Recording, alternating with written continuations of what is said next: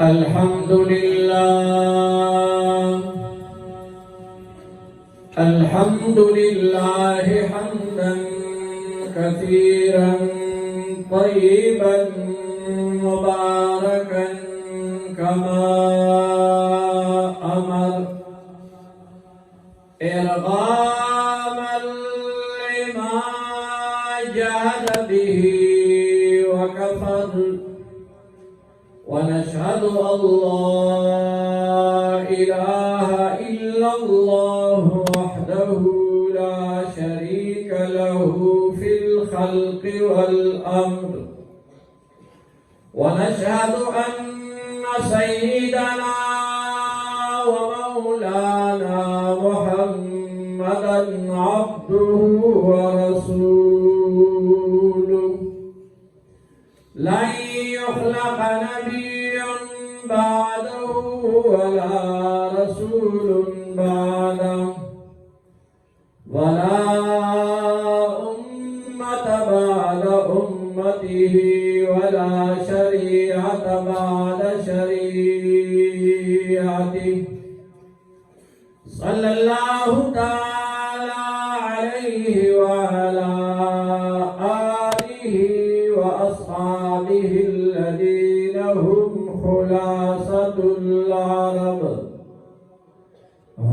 خلاصة العرب العرباء وخير الخلائق بعد الأنبياء هم كالنجوم في السماء بالاقتداء والاهتداء هم مفاتيح الرحمة ومصابيح الغرر أما بعد فأعوذ بالله من الشيطان الرجيم بسم الله الرحمن الرحيم فقد قال النبي صلى الله عليه وسلم كل مولود يولد على فطرة الإسلام فأبواه يهودانه أو ينصرانه أو يمجسانه أو كما قال النبي صلى الله عليه وسلم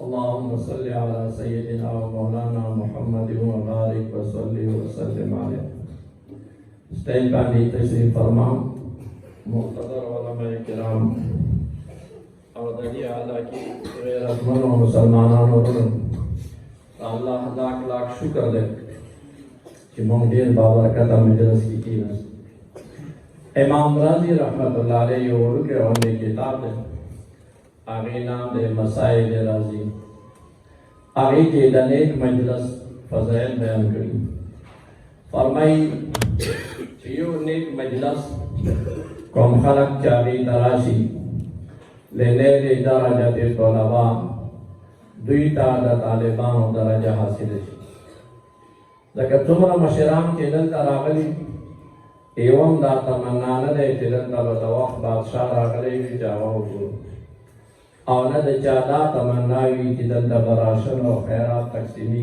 की जमून की सऊशी बल्कि दातुल मशरान और नौजवानान पर पाक नियत रागली चिदन द खुदा अजीम किताब खत्म शवे कि मोंगाड़ी खुशाली की शरीफ अब वेन इमाम राजी से फरमाई कि महबूस आनि जुनूब दिन चिदन तसो गेंदी नास्ती 4 गेंदी या 3 गेंदी दली द बदन हर अंदाम हर योर द गुनाह महफूज है दा पाक माहौल के नास और दरेम फरमाई कि हर एक मजलिस ना द परिशो गिरा चवेश नुदी द परिश्ती अगे गिरे गिरा पाक और मुक़द्दस गिरी दी द हासिल अशवा नो अल्लाह ने जमून दा नास्ता द दुनिया और आखिरत द खुशहाली जरिया हो गई मुसलमाना नोरनो دا دومره ګڼ تعداد باندې تاسو راغلي او موږ هم دې لرې نه راوغوښتو. دا داسې اسان کار نه دی، دا ډېر اعصاب شکنی کار دی. په دې ډېرې خرچې کېږي، دې لپاره چندې وي، یو بل منت کوه. دومره څوک ذلیل نه وي چې بل دپاره سوال کوي، چندې کوي. خو چند کې دا علما د حضرات انبیاء کرام علیهم الصلاة والتسلیمات وارثان دي. هغوی زړه کې یو حرص او لالچ وي چې قوم سره د دین په بنیاد د خبرې کولو څه ماحول جوړ کړي. مسلمانانو ورونو، د الله په انسان باندې بې شمار نعمتونه دي. هر یو نعمت باندې که نظر وکړي په خپل ځای باندې ډېر لوی دی. هغه ادنا نعمت کراچۍ کې یو عالم دی، شیخ الاسلام مفتی محمد تقی عثمانی صاحب دامت برکاتهم العالیہ. دا هغه استاد شیخ الحدیث صاحبان محمود سے رحمت الله علیه. هغه د ملا اپریشن کړی و. بیا د کراچۍ لوی علما د هغې بیمارپرسۍ ته راغلل. تقي صاحب فرمایي چې ډاکټر هغه 20 دن داسې څملولی و او پښو پورې وزن. ما ورته چې حضرت په زړه کې څه ارمان شته؟ هغه وایي چې مفتي صاحب په زړه کې ډېر لوی ارمان دی. ما ورته چې صاحب څه؟ هغه وایي چې کاش چې یو ځل زه په سیر اوښتی وم. دا مونږ چې هره شپه کټ کې بیت کې بستره کې اورو دا مونږ ته نعمت نه ښکاري. او نه مونږ سره څه احساس شته. مسلمانانو ورونو، په دغو نعمتونو کې یو عظیم نعمت اولاد هم دی. د چا چې بچي نه وي هغه در په در ګرځي چې 5-6 کاله کېږي واده مې کړی، بچي مې نشته. بوډاګانو لمنې نیسي چې دعا کوه. سپین ږیرو ته خواست کوي چې دعا کوئ، بچي مې نه کېږي. دم درود کوي. کله کله داسې تعویذونه وکړي چې شرکیاتو ته ورسېږي. چونکې دا بچی دومره لوی نعمت دي چې د ده وار بار خطا یي چې څه وکړم خو چې بچي مې وشي. او د لیبارټریو په چکر یې په لکونو روپۍ ولګوي دې دپاره چې که خدای یو بچی راکړي. خو چې کله الله ده ته دا بچی ورکړي بیا دې وخت کې انسان کوڼ ړوند شي چې الله دا بچی خو ما ته لیبارټرۍ کې چا نه دی جوړ کړی او نه کارخانې والا تیار کړی دی. دا خو ما ته تا راکړو چې اوس د دې بچي شرعي احکامات تا طرف نه ځي. مسلمانانو ورونو، شریعت فرمایي چې پهله حق دا دی پلار باندې د زوی چې فلیحسن اسمه هغه ته ښکلی نام کېږده. ښکلی نام څه دی؟ عبدالله، عبیدالله، عبدالرحمن، عبید الرحمن. دا ولې؟ ځکه عرب وایي چې لکل اسم اثر تظهر فی المسمى، چې څرنګې نام مې په هلک کېښودو دارنګې زندګي به دی 60-40-50 سال تېروي. یوه زنانه صحابیه وه، وینده وه، بیمارېده ډېره، کله به فکرمنه وه، اکثره به غمجنه وه. حضور علیه السلام ته راغله شکایت یې وکړ صاحب ډېره بیمارېږم. حضور علیه السلام ورته نام بدل کړو، نام یې ورته کېښود بریره. بلکې 3 هفتې بعد ورسره ملاو شو چې بریره بیماري دې څنګه شوه؟ وایي چې حضرت قسم دی بیمارۍ هم لاړې ډولونه هم لاړې. پته ولګېده چې د نام په ذات باندې ډېر ګهر اثر وي. تاریخ کتابو لیکلي دي چې امام ابو حنیفه رحمت الله علیه زمانې کې یو شیعه و، په خره باندې نام ایښی و عمر. مشهوره واقعه وه، ټول خلک ورنه خبر وو. نو امام صاحب هغه سبق پړاو، هلته 2 طالبان په خندا شو. امام صاحب راوبلل چې ولې خاندئ؟ هغې ورته ویل چې صاحب موږ خو د خرو جنګ کتلی، خو نن څه ناشنا غوندې د خرو جنګ و. یو خر ولګېدو، بل خر یې په لګښت وواهه او واهه یې مړ یې کړو.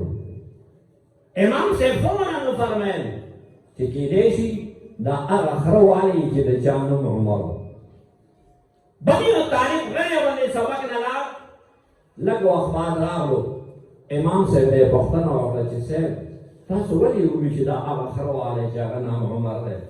امام صاحب فرمایي چې نو مسری چې قسم دې چې زلاړه مونږه کته اوس راغلم رښتیا هغه خرواله چې د چا نوم عمر دی. اندازه لګوا چې یو نام ځناور باندې اثر کوي دا په انسان باندې څنګه اثر نه کوي. یا چې یو سره خپل بچی ته د ګلوکار نوم کېږي، د فنکار نوم ورته کېږي، د ډانسر نوم ورته کېږي، د اکټر نام ورته کېږي، نو دا بچی به 60 ساله ډمتوب نه کوي. څه به کوي؟ دا چې الګ سپک کچه نه ګرځي څه به کوي؟ موږ خو دې لپاره اولاد غواړو چې دا قوم کړي چې درانده درانده کارونه کوي، زموږ د سترګو رڼایي او زما تابعدار وي، زما د زړه ټکوري او چې زه بوډا شم بیا زما خدمت کوي چې زما د لاس عصا دی. نو موږ خو پیله حق وبایله نوم مو ورته غلط کړو. بیا ته ګورې نه چې الګ دې د څلورو کالو شي برنډه کې ګرځي ته به حیران شې چې خدایه مور یې هم دمه نه دی، زه هم دم نه یم، خاندان کې هم دم نشته، هغې مې د ډمتوب سکول ته نه دی لېږلی. دا ولې ګډېږي؟ دا ته قانون داسې ایښی چې دا به اوس شریف خوی نه کړي. او دویم حق فلیحسن اسمه وادبه، خپل بچي ته به د دین ادب ورکړي، اسلامي اقدار او اسلامي تهذیب ادب به ورکړي. تعلیم ادب نه دی بلکې تعلیم په ادب کې وړه غوندې حصه دی. کله کله تاسو ګورئ نه یو سړي ایم اے بی اے اے پی سی کړي او داسې بېډانګه به پروت وي ته وایي یا خدایه ده ته وګورئ او داسې بې تهذیبه خوراک به کوي ته وایي چې الله او بې سوکه او بېډنګه به غږېږي ته وایي چې قادره خدایه په ډیګرۍ به په دیوال لړلی زیمنې چې چېرته سړی سره پاتې شوی دی که نه دا خوراک ته یې وګوره، خبرو ته یې وګوره، دا پوچ الګ سپک ناستې ولاړې ته یې وګوره. مسلمانانو ورونو د هر پلار ټولو خبرو نه مخکې ذمهواري دا دی چې د خپل بچي تربیت وکړي. او کله کله موږ د بچیو تربیت شرم کوو، موږ وایو چې د سکول استاد کار دی، دا د مدرسې د حافظ قاري کار دی. زه خو دکاندار یم، زه به ډاکټر یم، زه به فلسفه یم، زه به بار ګرځم، زه بچیو ته نه یم فارغ. مسلمانانو ورونو تاسو اندازه ولګوئ الله نبي دومره مصروف سړی دلته به ناستو په ګېټو ګېټو به یې داسې حدیث کړو. لږ ټایم کې به حضرت معاذ راغلي هلته نو مسلم راغلي اسلام کې داخلېږي یا غیر مسلم دي په اسلام تنقید کوي، تاسو نه سوال جواب غواړي. ښه جوبه به یې په اوږو واچوله ته هغوی سره به ګنټه ګنټه ناستو. یو د عیسیانو د نجران وفد راغلی او دومره یې مصروف کړو چې پوره سوره نساء لږ ټایم بعد به عبدالله ابن مسعود صاحب راغلو. صاحب هلته خصمین جمع شوي دي، مقدمي دي، دی به هغو ته ولاړو. یو خبره اورا مدارې خبره اورا ګواښم طرف کوه په ګڼټو ګڼټو به د مسجد تلیفونې کې ناست. لږ ټایم بعد به خالد ابن ولید راغلو. صاحب جنگی دستی تیاری دی که تاسو هدایت بیانوئ مصافحه کوئ یا بلته دومره مصروف دې مصروفیات باوجود یو صحابي خپله کیسه کوي. هغه صحابي نام دی عمرو بن ابو سلمه، دا د حضرت زینب رضی الله تعالی عنها زوی دی او حضرت زینب د بل خاوند نه کړنډه وه، بیا د حضور علیه السلام نکاح کې راغله. نو دی فرمایي چې زه د 4 سالو کله 5 سالو زه راغلم حضور علیه السلام سره کېناستم. كنت غلاما في حجر رسول الله صلی الله علیه وسلم. زه به ماشوم وم وروختم د ده غېږ مبارکه کې کېناستم. دې وخت کې چای او مرتبان راوړل. هغې مرتبان کې خوراک و. وکانت یدي تدور فی القصعه، ما به کله دلته لاس وه کله دلته، کله هغه لاس کله دغه لاس. الله نبي دومره مصروفیات او باوجود ماته مخ راوړو چې ما یا بنیه څه کوې؟ دا خو اسلامي تهذیب نه دي، دا خو انساني اقدار نه دي. دا چې تو خوراک کوي سم الله پهله بسم الله ووایه. مسلمانانو ورونو حدیث قدسی کې دي الله فرمایي چې ما دې په خپل عزت قسم دی چې کوم سړی یو شي ته بسم الله ووایي که هغه لږي زه به یې ډېر کړم که هغه ډېر وي زه به پکې برکت واچوم دا نن چې تاسو وایئ چې مهنګایي دی کومه دی مهنګایي زه وایم خدای راسي خلکو سره دومره روپۍ دي چې الټۍ بدل شي ما ته یو انجینر بله ورځ وایي چې صاحب روپۍ دومره ډېرې دي چې اوس یې خلک شماری نه شي د شمارلو مشین یې ورته جوړ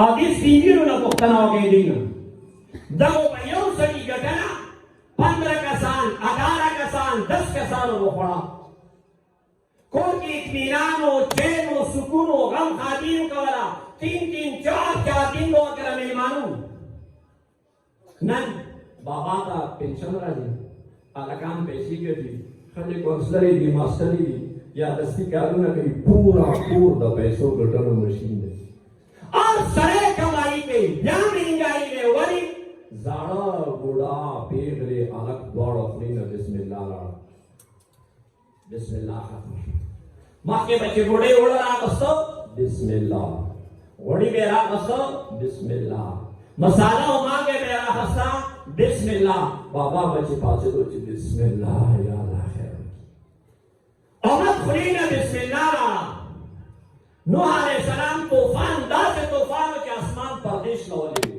تاسو په شواکهارو اوبه راتلې او ټولې ځمکې د فوارې شکل اختیار کړی و خو هغې طوفان کې د نوح علیه السلام کښتۍ په نیمه کلمه بچ شوه بسم الله مجریها و مرساها په نیمه کلمه او بیا چې د حضور علیه السلام امتي پوره کلمه وایي د هغه به د نجات سهل نو حضور علیه السلام هغه صحابي ته وفرمیل چې سم الله پهله بسم الله وایه ماشوم تربیت کوي او بیا مې ورته وفرمیل چې وکل بیمینک په ښي لاس خوراک کوه دا لاس استعمالول دا خو انساني آداب نه دي ته به چې خبر نه یې دا لاس د غټې استنجا لپاره دی دا لاس د وړې استنجا لپاره دی دا لاس د پوزې سوړولو لپاره دی او دا لاس په نړۍ کې د ویلو لپاره ته دا لاس څرنګې روټۍ کې وهې تقي عثماني صاحب فرمایي چې زه جهاز کې ناست وم یو وخت عہدېدار ما سره په سیټ ناست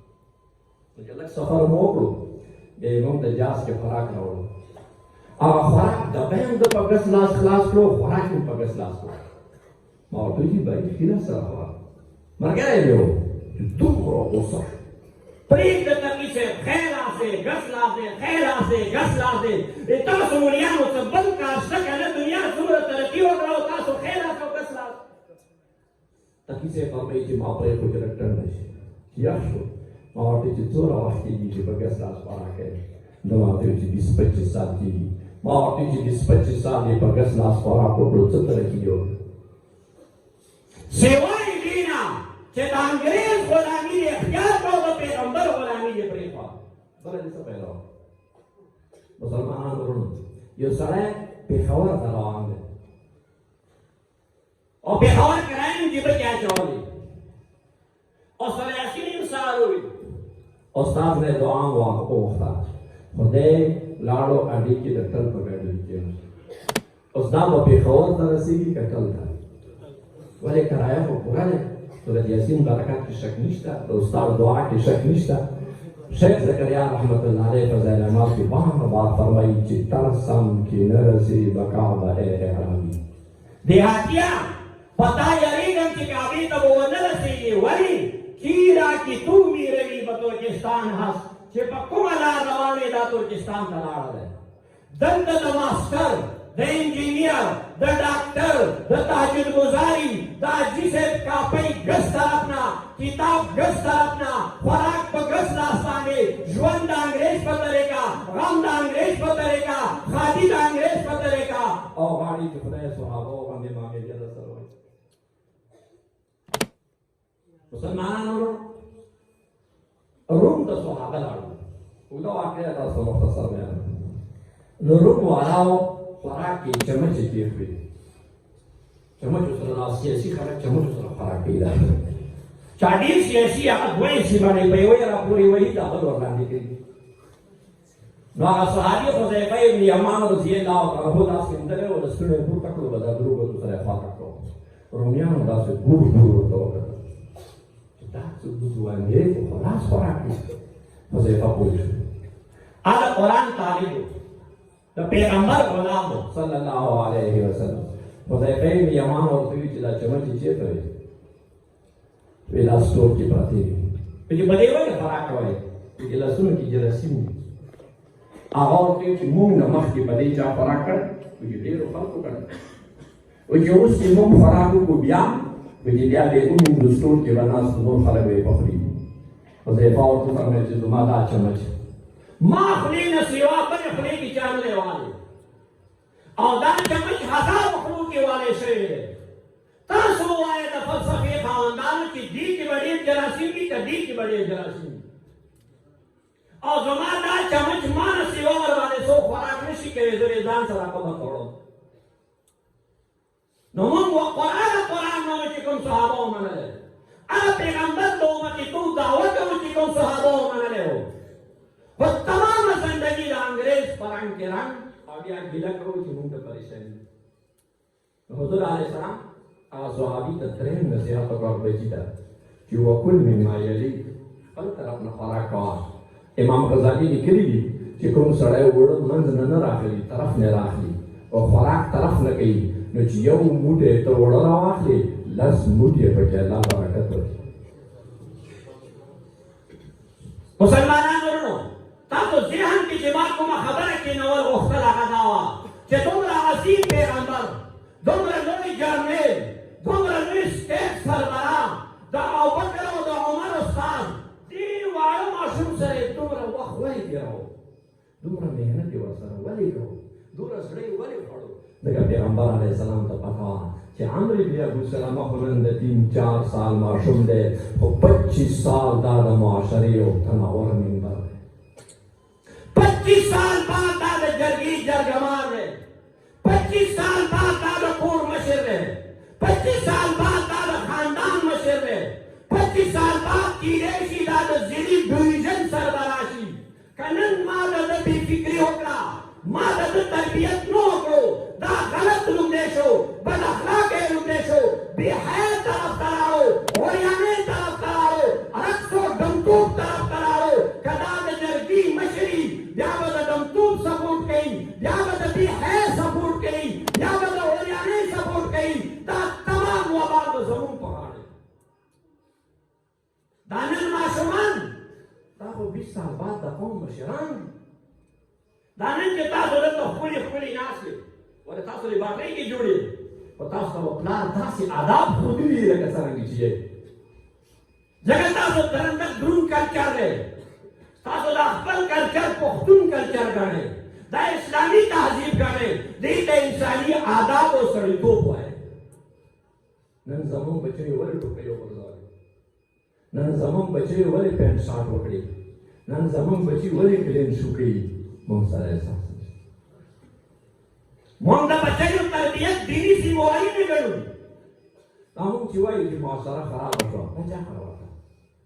بابا ژاړي چې د سپین ږیرې قدر ورک شو. مشر وایي چې تمام نوجوانان خود سره وي موږ ټول اکراس کړو نه د تپې د مشر احترام شته نه د کور د مشر احترام شته نه د قوم د مشر احترام شته تمامه دنیا خود سره دی. دا چا دا پیریان راغله معاشرې ته دا دیوان راغله د کوی کال غرنه اګه نه زما زوی دی زما وراره دی زما خوریه دی زما رشته دار دی د شپې په 1 بجه کور ته راشي پلار سره احساس نشته چې اوس زوی په 1 بجه دا تا څه کول ته چیرې راغلې زوی مړیا دومره ډېر دې کوم مجلسو کې مصروف وي 10-12 दिन مړي کالان کې ګرځي 50-40 हज़ार روپۍ خرڅ کړي نه پلار سره احساس شته نه ماما سره نه تر سره موږ ماشومانو ته آزاد ماحول ورکړو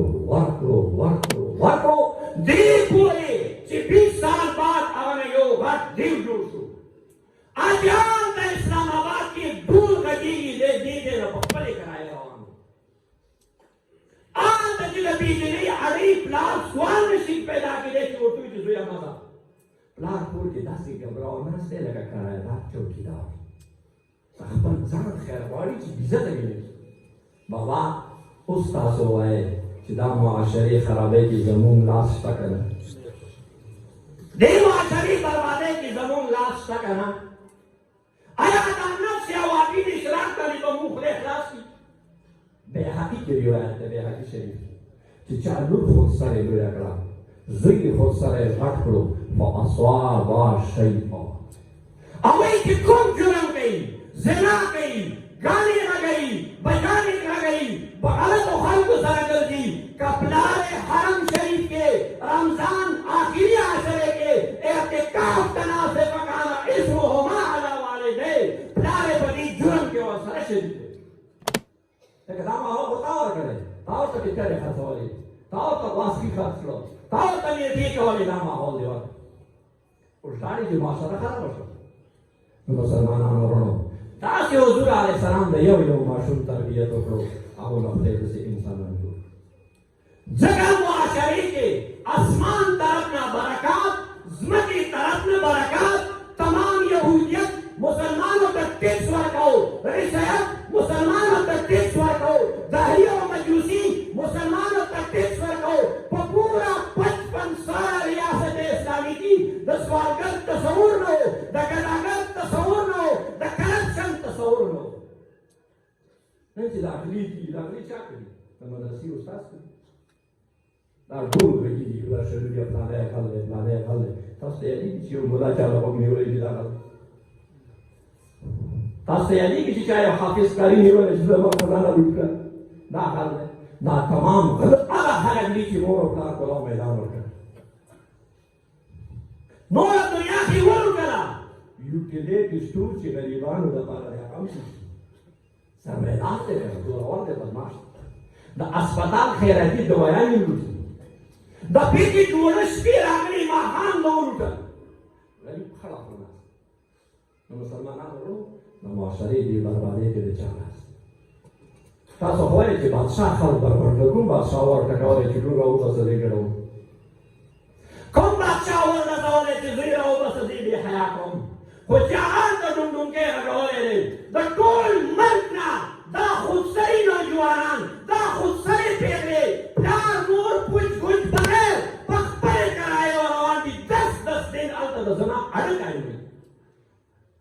ته په دې مطمئن یې چې عوامین کوم، په دې مطمئن یې چې تهجد کوم. دا اور چا کړی دی؟ زه تاسو بیا پوښتنه کوم. دلته بینک دی، غل دی، شپې غل بینک ماتوي. زه راووتم چې وکړې دا بینک ولې لوټې چې بچي نو اوس مجبوري دی، خو ورخطی نه شم لکه درپیا راوباسه. ما درپیا وروباسله چې توپه خدای دې ورکړه. زه لاړم څومره زه عالم یم، شیخ الحدیث یم، هغه غله بینک مات کړو. تاسو څه وایئ چې بې له غل ګناهګار دی که زه ورسره ګناهګار؟ نو ما خو غلا نه دی کړی، خو غلا ته خو ما ور ورساوه که نه. داسې که زه په دې شیخ الحدیثۍ کې غل یم، نو ته هم په تهجدو کې مجرم یې. ته سره د اشراق مجرم یې، ته سره د عوامینو مجرم یې. قسم بالله که په دې صلات تسبیح دې خلاص کړي. مسلمانانو وروڼو، حضرت حسن د حضور علیه السلام لمسی و او د 4 سال راغلو دلته کېناستو. په خپله کیسه کوي چې د 2 ورځو نهار و. دې وخت چې چا حضور علیه السلام ته یوه خوانچه کجورې راوړې، زه خو وږی یم، ما لاس په دې مې راواغېستې، خولې ته مې واچولې. الله نبي دومره غصې انداز چې ما ته وخندل چې کخ کخ توګه اما علمت الله نأكل من اموال صدقه. ته خبر نه یې بچي، موږ د نبوت خاندان یو، دا به موږ حرامې دي. الله نبي داسې ونه وي چې خیر دې د 2 ورځو خوړلي دي، داسې ونه وي چې خیر دې ماشوم دی. الله نبي امت ته وښوده چې کوم سړی خپل بچی د الله تابعدارۍ نه جوړوي، دا به ستا تابعدارۍ نه جوړوي. کوم سړی خپل بچی خدای نه نه یېروي، دا به تا نه کله نه یېرېږي. مونږ سره هغه بستر شکېدلي، مونږ سره احساس شته، کپړې نشته، مونږ سره احساس شته، پیزارې نشته، مونږ سره احساس شته، مونځ نه کوي، مونږ سره احساس نشته. حیا پېژني نه، مونږ سره احساس نشته. د مشر احترام په کسب شفقت د رشتو صله رحمي تصور یې نشته، مونږ سره احساس نشته. دې الوادرم ته توقع ساتي چې 30 سال بعد به ما قبر ته ځي، 30 سال بعد به قبر نه بعد ما ته خیر او ثواب را روان وي. بهرحال مسلمانانو وروڼو، د آخري خبره ستاسو خدمت کې عرض کوم. دا یو زبر دی تاسینو اوریدل شیخ عبدالقادر جیلانی رحمت الله علیه د 4 سال مکتوبات کی پلار استاد سره اوس پکې دې د قران و او استاد اعوذ بالله دې راکړه دم اعوذ بالله دې راکړه استاد بسم الله دې راکړه دم بسم الله دې راکړه چې استاد الحمدلله دې راوړل دې خاموش هغه دې جوایا کنه چې ما دې کنه مو وای دې ټول دې نه وای قران یې راوړل بنده سمو پاره راوړل چې دې ځنه ماته وای نارم حیران شو استادم حیران شو چې بچیا دې درو قران شي ویل هغه تو فرمایي چې داجی مامور د پیله 15 سپارو حافظات ما په داغه ارجت دی به کوي هغه په قران کې راو 15 اوله سپاری زما ریکارډ یې او مسلمانانو صرف دا نه چې قران یاد کړو باندې په ځلانو راو اخره پیله حصہ دی وګورئ 90,000 ګناهګارانو د پلاس بیعت کړو توبه او باخره ګناهونه او شیخ زکریا نے کړی دی په دې چې 1,20,000 غیر مسلمانو د پلاس ایمان راوړل او چې د یو بچی صحیح تربیت وکړي دا څومره غړه د خیر پېټي ولګي دا څومره ماحول په هدایت میلاو شو په دې قانونونو په دې ناکبندۍ جرم نه بندېږي دا غلې دا ډاکې دا قتل و غارت دا بندخورۍ دا هله ختمېږي چې دا قرآن ماشومان زده کړي مشران په دې عمل وکړي پورا قوم مل کر د دې نظام راولي تبھی به وګوري چې صحابو څنګه معاشره تبھی به وګوري چې الله نعمان سره یو تبھی به وګوري چې د مسلمانانو عزت په ټوله دنیا باندې بالاو او مسلمانانو قبرونه به هم ښایسته وي آخرت به هم ښکلی چې بچی مې دنیا کې دیني خدمات کوي موږ ته به قبر ته ثوابونه را روان دي داسې کسان به څوک وي چې زه به یو بچی قرآن ته ورکړم لاس اوچت کړي ماشاءالله داسې کسان به څوک وي چې هغه ووایي تر مرګه به موږ زندګي د علماو سرپرستۍ لاندې تېروو دوه لاسونه اوچت کړي واخر دعوانا الحمدلله